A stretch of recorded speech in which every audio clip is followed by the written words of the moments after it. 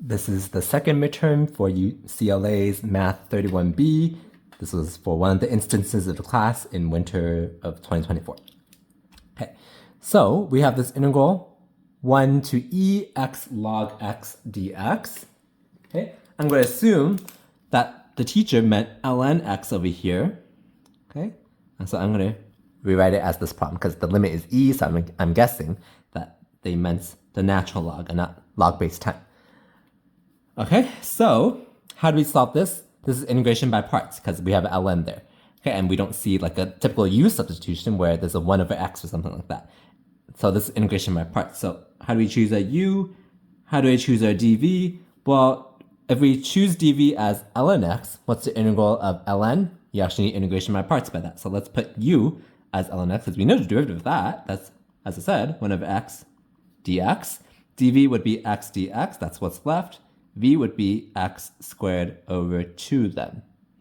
Okay, so if I call this I, the integral, so I is equal to uv minus integral v du. So half x squared on x is a definite integral, so we evaluate this from 1 to e, minus integral from 1 to e of v du, so that's x squared divided by x, so that's just x dx on the inside, and then we have this half which we can move outside.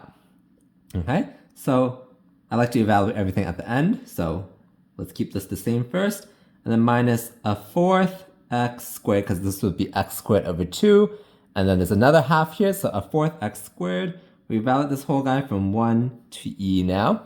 So this would be what? It would be, we plug in the upper bound first, so it'll be e squared over 2 ln e minus 1 over 4 e squared. Okay, minus parentheses, we plug in 1, it'll be half times 1 squared, ln 1, minus 1/4 times 1 squared. ln 1 is 0, this would go away. ln e, so this would be 0, let's say.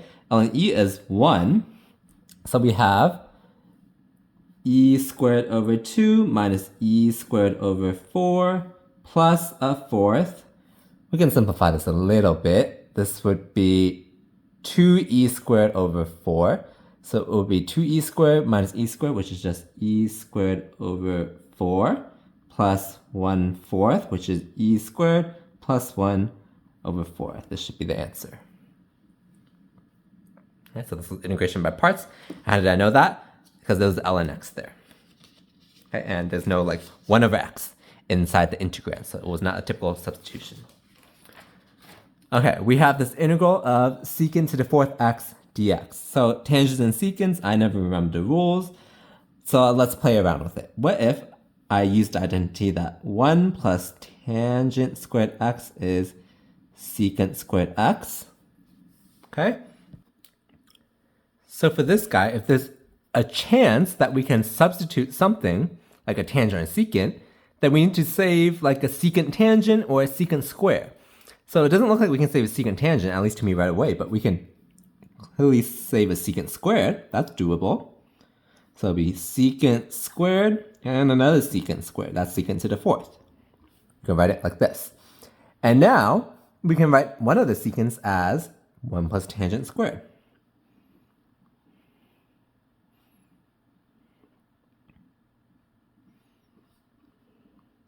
So the secant squared is still there. Now we let u be tangent x. du would be secant squared x dx. So when we substitute, what do we get? Let's worry about limits afterward. We get 1 plus u squared du. And that's quite easy to solve. And might as well change our limits now instead of back substituting, because when we substitute into this trigonometric substitution, then we'll get scalar limits, or not scalar, nice limits that aren't like pi over something. Okay?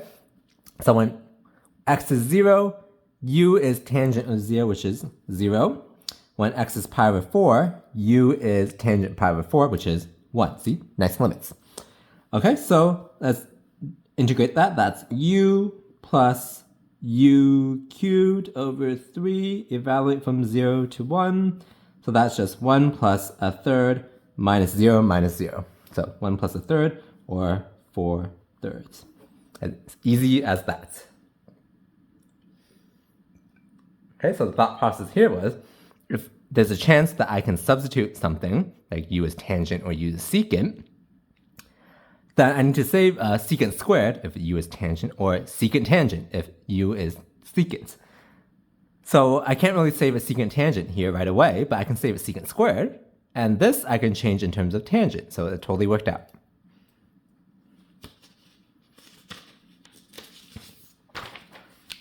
Okay. How nice of them to tell us that this is an improper integral. So we got to be careful and have a good notation, especially for this course. So we have to make it a limit. What makes it improper, by the way?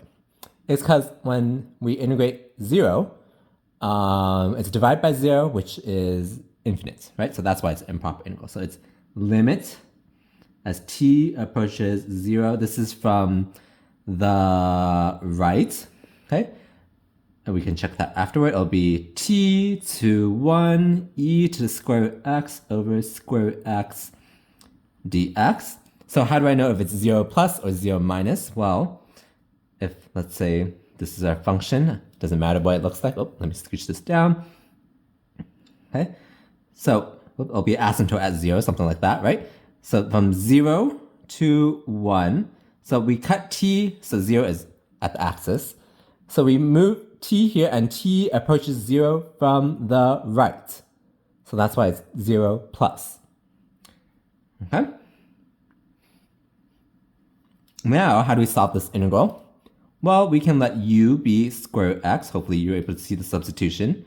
Du is 1 over 2 root x dx. So, or 2 du is dx over root x, which we have right there. So we can say this is limit as t approaches 0 from the right. Integral, we'll worry about limits later. This becomes e to the u times 2 du. Because e to the u, and then this is 2 du. So we can technically move the 2 out in front. Okay, what about limits? When x is t, u is square root of t.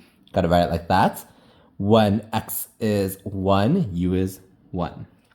Okay, so what's the integral of 2e to u? That's just 2e to u again.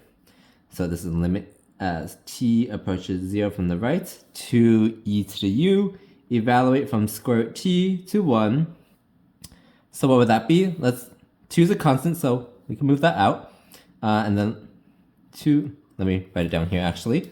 So 2 limit as t approaches 0 plus of, we plug in the upper bound, it'll be e to the first power, okay, minus e to the square root t power. I'm going to find this limit now. When t approaches 0, well, this is a constant, so it'll just be e to the 1. Over here, as t approaches 0, that's just e to the 0. Okay, so this is 2 times e minus 1, which is 2e minus 2. So it's convergence. The question doesn't ask that, but it's a convergent improper integral, and it converges to 2e minus 2. That's how we solve this one. Okay, this is a rational function, so we probably want to use partial fraction decomposition. Okay, and I don't see it something squared plus something squared. This is not a trig sub right away. Okay, so how can we solve this?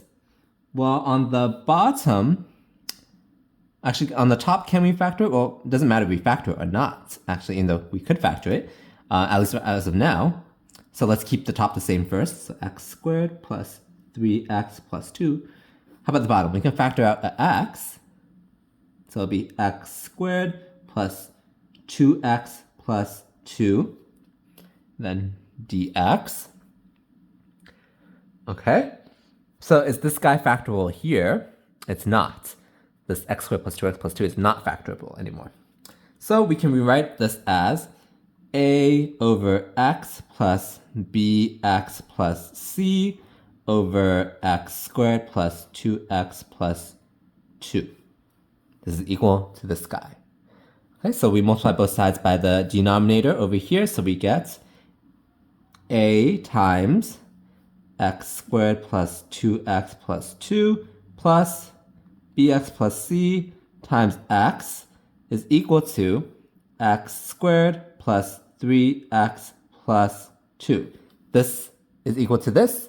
I multiply both sides by the denominator, so this denominator go away. We're left with the numerator. Over here, it's a times x times this guy, so the x's would cancel. We're left with this quadratic. Over here, bx plus c, it'll be times the quadratic times x, so the quadratic would cancel. We're left with x. Okay, so here, the fastest way, in my opinion, is to match coefficients, so let's expand this out. It'll be ax squared plus 2ax plus 2a plus bx squared plus cx is equal to x squared plus 3x plus 2. We combine like terms, like the x squareds, we keep together. So I usually put a dot under it to make sure, to signal that I took care of it already. So a plus b x squared. The x's, it will be plus 2a plus c times x. And then the only constant is 2a is equal to x squared plus 3x plus 2. Okay, so we know that a plus b, the term in front of x squared, has to be 1. Okay, and then 2a plus c has to be equal to 3.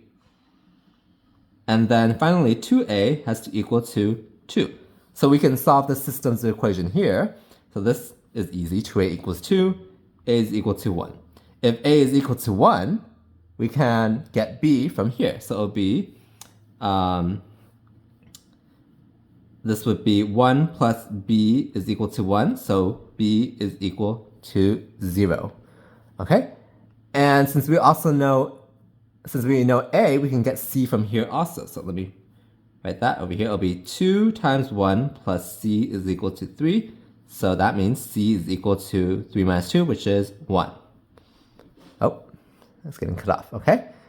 So this was a simple system of equations. We found an a, b, and c. So we can rewrite our integral as the partial fraction. So let me do it all the way over here now. Let's call this I. I is equal to this. Now I'm going to do it over here. I is equal to, our a we said was 1. So it'll be 1 over x.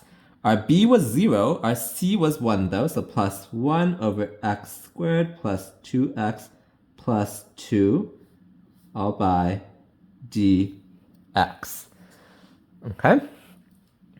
So how do we solve this? Well, this one's easy, that's just ln. How do we solve this over here? We might have to complete the square, because it's not factorable over here anymore. That's why we did the partial fraction decomposition. But I don't know how to evaluate this right away. So this one would be log x, that's easy.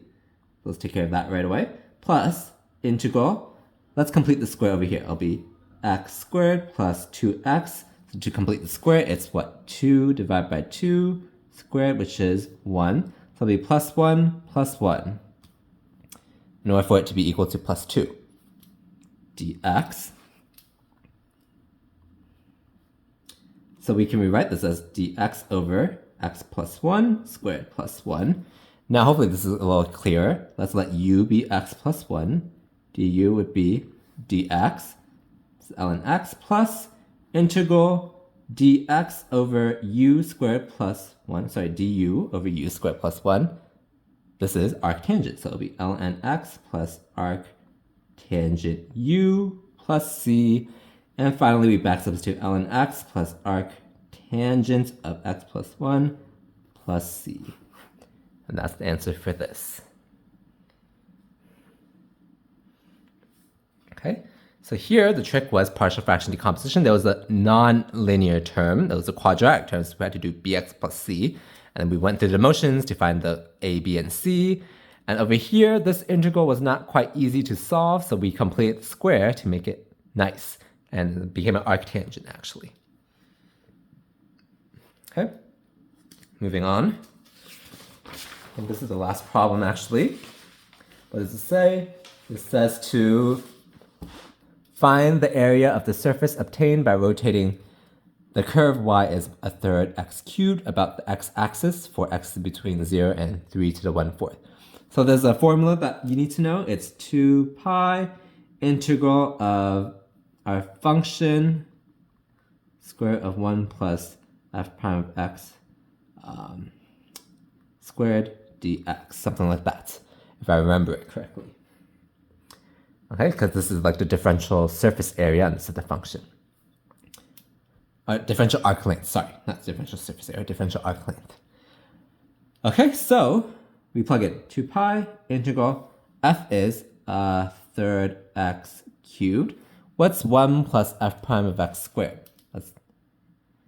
So f prime would be, or y prime would be a third times 3x squared, which is x squared. Okay, so f prime squared would be x to the fourth. 1 plus f prime squared would be 1 plus x to the fourth. Okay, so it's square root of 1 plus x to the fourth dx. Okay, hopefully you see that we can do a substitution, but let me pull the 1/3 out to make things look a little nicer. X cubed, square root of 1 plus x to the fourth dx. Now I'm going to do the substitution where u, let's let it be 1 plus x to the fourth. Du would be 4x cubed dx. Okay, sorry for the post-it. I'm blocking the previous answer that was there. 4x cubed dx. Okay, so our integral becomes 2 pi over 3. Let's leave some space because there's going to be this 1/4 there, I believe. So the square root would be square root of u x cubed dx. That's du over 4. Du times a fourth. So we pull that to the outside. Okay, so this is easy now. So actually we can simplify this to 2. So it'll be pi over 6 over here.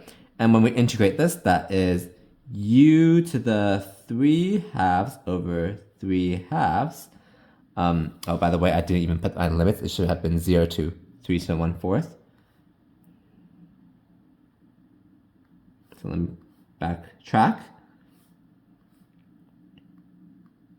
So when we substitute, when x is 0, u is 1. When x is 3 to the 1/4, u would be 1 plus 3, which is 4. Okay, so this is from 1 to 4 then.